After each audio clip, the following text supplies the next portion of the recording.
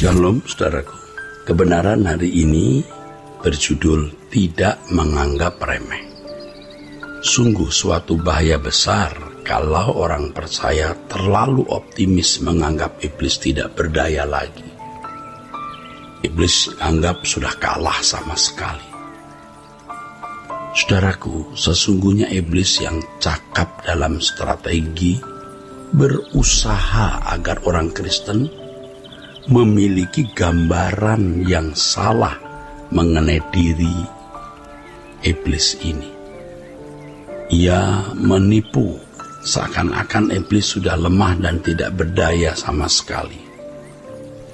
Faktanya sekarang iblis telah berhasil membangun pengertian di banyak kalangan komunitas Kristen bahwa iblis sudah menjadi oknum yang kurang atau bahkan tidak membahayakan.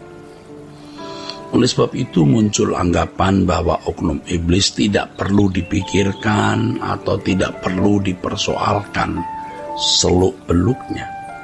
Itulah sebabnya sedikit sekali pembahasan mengenai oknum ini. Mereka tidak mengenal setan dengan benar, tidak mengenal iblis ini dengan benar. Saudaraku, sebenarnya kemenangan Yesus terhadap iblis tidak membuat orang percaya otomatis menjadi ikut-ikutan menang. Tanpa perjuangan secara individu, orang percaya itu sendiri. Jadi kemenangan Yesus terhadap iblis tidak membuat orang percaya otomatis menjadi ikut-ikutan menang. Tanpa perjuangan secara individu, orang percaya itu sendiri. Kemenangan Yesus memberi jalan, potensi, atau peluang orang percaya untuk memperoleh kemenangan seperti Yesus telah menang.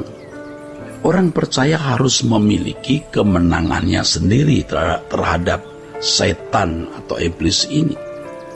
Itulah sebabnya berulang-ulang dalam kitab Wahyu dikatakan bahwa orang percaya harus menang seperti Yesus menang. Wahyu 2 ayat 7, ayat 11, ayat 24, ayat 26, Wahyu 3, ayat 5, ayat 12, ayat 21. Jadi di setiap surat yang ditujukan kepada jemaat, selalu ada kata ini. Menanglah kamu. Kamu harus menang seperti aku menang. Begitu kira-kira. Kemenangan masing-masing kita harus kita perjuangkan sendiri. Tentu oleh pertolongan Roh Kudus.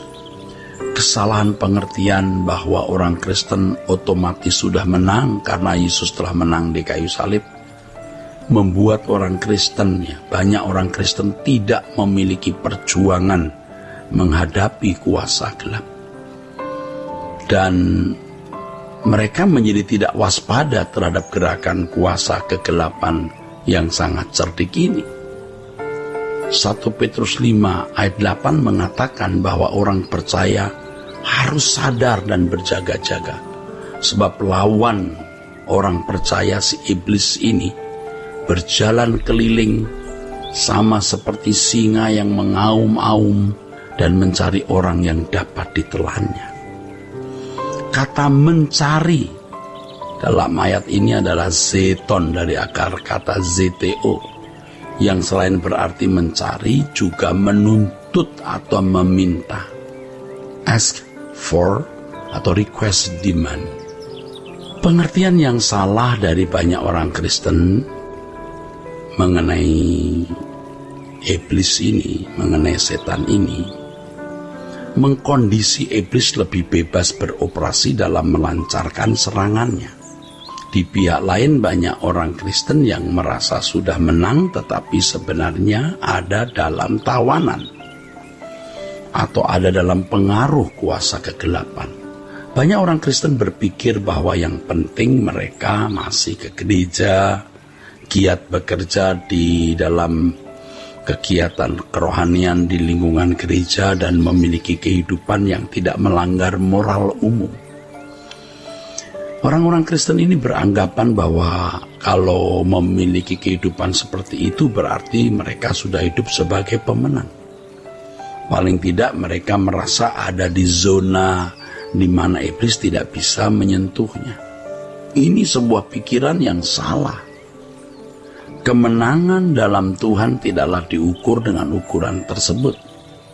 Kemenangan dalam Tuhan harus diukur dengan ukuran yang benar.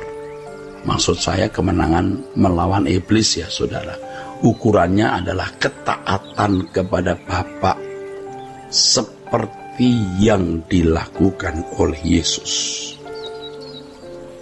Saudaraku sekalian, harus dimengerti bahwa kemenangan Yesus di kayu salib bukan membuat iblis tidak berdaya sama sekali terhadap orang Kristen. Kalau iblis tidak berdaya sama sekali, Petrus tidak perlu mengingatkan gerakan musuh seperti singa mengaum ini. Paulus juga mengatakan bahwa orang percaya harus waspada agar tidak memberi kesempatan kepada iblis. Ya, Efesus 4 ayat 27. Kesempatan di sini dalam teks aslinya adalah topon, yang berarti pangkalan atau tempat berpijak, foothold. Iblis masih bisa berpijak dalam kehidupan orang yang sudah mengaku dan telah percaya kepada Tuhan Yesus.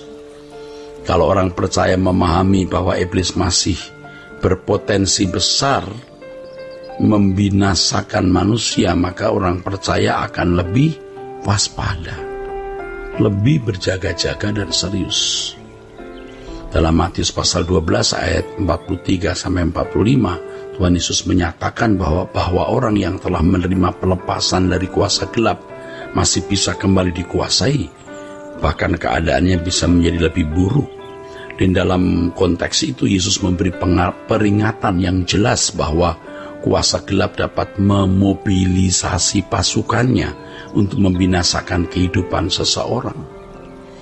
Penebusan yang diberikan Yesus menempatkan manusia berkeadaan seperti Adam dan Hawa di Eden. Jadi penebusan yang diberikan Tuhan Yesus menempatkan manusia berkeadaan seperti Adam dan Hawa di Eden. Orang percaya diperhadapkan kepada pilihan menjadi anak-anak Allah yang taat seperti Yesus atau memberontak seperti Lucifer yang jatuh. Pilihan inilah yang membuat orang percaya memiliki tanggung jawab yang berat, saudara. Dalam Efesus pasal 4 ayat 17, Paulus juga mengingatkan bahwa ada kemungkinan orang-orang yang telah mengenal Allah bisa hidup lagi sama seperti orang yang tidak mengenal Allah. Iblis masih bisa memiliki peluang untuk merebut manusia agar menjadi miliknya. Dan suatu hari nanti mereka bisa bersama menghuni kerajaan kegelapan. Oleh karena situasi yang membahayakan ini, Yesus berdoa untuk murid-muridnya agar Bapa melindungi dari yang jahat.